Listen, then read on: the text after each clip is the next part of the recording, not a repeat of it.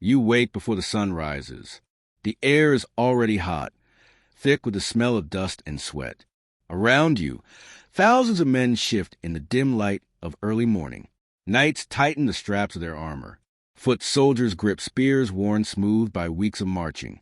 You have been walking for years, across mountains, across deserts, across lands whose languages you cannot understand, all for one place, Jerusalem. For months the city has stood in front of you like a promise. The holy city, the place where Christ walked, the place where heaven and earth are supposed to meet. And today the gates will fall. But what happens next will become one of the darkest moments in medieval history. A moment so violent that even some of the people who took part in it struggled to describe what they saw.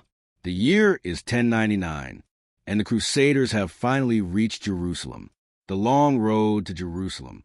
To understand what happened in July 1099, you have to begin 4 years earlier. In 1095, in a crowded field in southern France, Pope Urban II delivered a speech that would reshape the medieval world. He spoke of pilgrimage, of salvation, of reclaiming the holy city from Muslim control, and he promised something extraordinary. Anyone who joined the expedition would receive remission of sins. For medieval Christians, this was a staggering offer. In a world where disease, war, and famine could end your life without warning, the fear of eternal punishment was constant. The crusade offered something rare: certainty. Fight for God. Die in the journey if you must. Your soul will be saved. The response was explosive. Knights, peasants, priests, nobles, tens of thousands took the cross. Some sold their land. Some abandoned their families. Some simply walked away from the lives they had known. They believed they were marching toward redemption. What they did not yet understand was that the road to Jerusalem would become a corridor of hunger, violence, and desperation. The brutal march.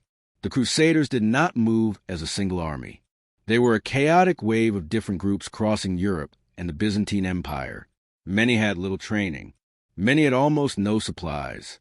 Food ran out quickly. As the months passed, hunger became their constant companion. Villages were stripped bare. Fields were looted. Cities were pressured to provide grain. Sometimes violence followed.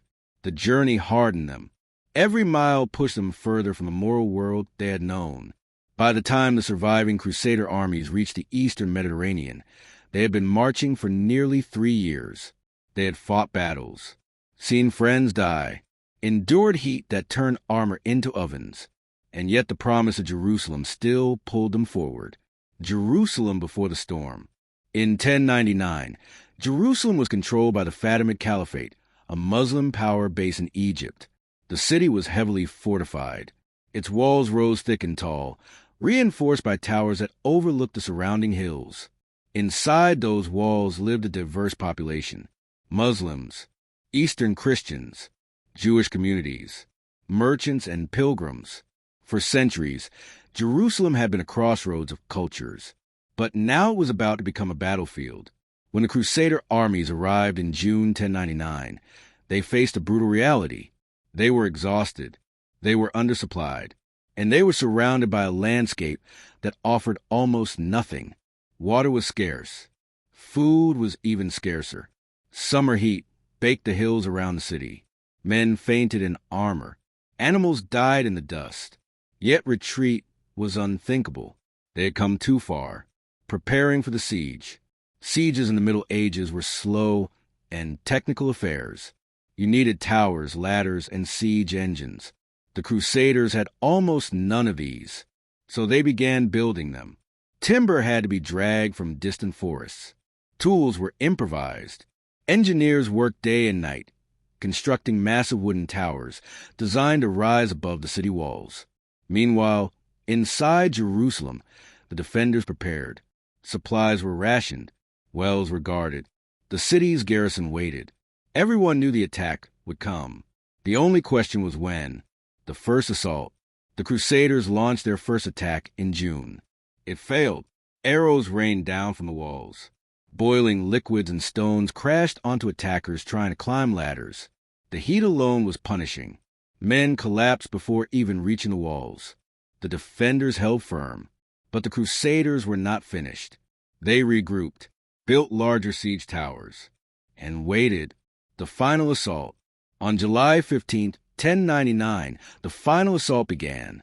At dawn, the Crusader siege towers rolled forward, massive wooden structures creaking across the dry ground. Archers fired constantly to keep defenders away from the walls. Inside the towers, soldiers climbed upward toward the top platforms. For hours the fighting raged. Then something changed. One of the towers reached the wall. A bridge dropped across the gap, and Crusader soldiers poured onto the battlements. Once a wall is breached, a medieval city is in terrible danger. Defenders lose the advantage of height. Chaos spreads quickly. Within hours, Crusader forces had forced open several gates. The city was no longer a fortress. It had become a trap. What happened next? When the Crusaders entered Jerusalem, discipline collapsed. Medieval warfare had its own brutal logic. Cities that resisted siege were often punished after capture. The idea was simple.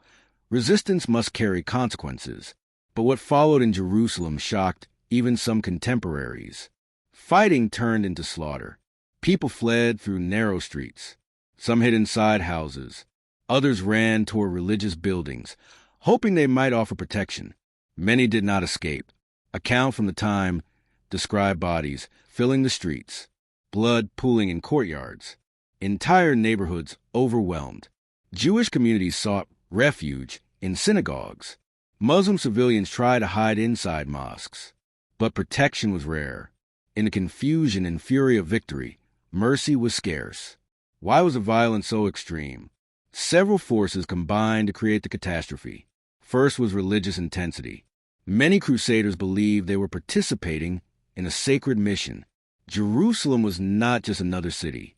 It was the spiritual center of their world. For some, capturing it meant purifying it. Second was years of accumulated brutality. The Crusaders had marched across continents. They had lived through starvation, disease, and endless fighting. Violence had become routine.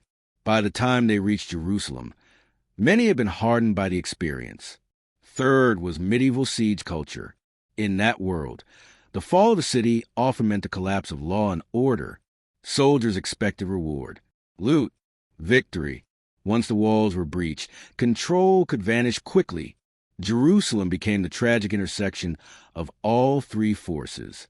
Inside the holy places, perhaps the most haunting accounts come from descriptions of what happened inside the city's sacred spaces. The Al-Aqsa Mosque became a refuge for many people trying to escape the violence. But Crusader forces eventually reached it as well. Medieval chroniclers describe the aftermath in grim language. Not all of these accounts agree on numbers or details, but they agree on one thing. The violence was immense. Even some Crusader writers described the scene with a mixture of pride and unease. They believed they had achieved a divine victory. Yet the scale of the killing was impossible to ignore. The strange moment after, and then, almost abruptly, the violence stopped. Once the city was secured, the Crusaders shifted behavior dramatically. Knights removed bloodstained armor. Priests organized religious ceremonies. Soldiers walked to the Church of the Holy Sepulchre. There they prayed. Imagine the scene. Men who had spent the day fighting in brutal street battles, now kneeling in silence beneath candlelight, thanking God. This moment captures the deep contradiction of the crusading movement, faith and violence, devotion and destruction, all existing at the same time. The birth of a Crusader kingdom. After the conquest, the Crusaders established the Kingdom of Jerusalem, a new Christian state carved out of the eastern Mediterranean. European nobles became rulers. Castles were built. Trade routes were reorganized. For a time, the Crusader presence in the region seemed secure, but the memory of the conquest never disappeared. The events of 1099 became a symbol. For Christians, it was seen as a miracle of victory. For Muslims and Jews, it became a memory of catastrophe. Why the event still matters. The capture of Jerusalem during the First Crusade did more than change a city. It changed relationships between civilizations. The crusading movement continued for centuries. Each new expedition carried echoes of the first. Stories of Jerusalem spread across Europe and the Middle East.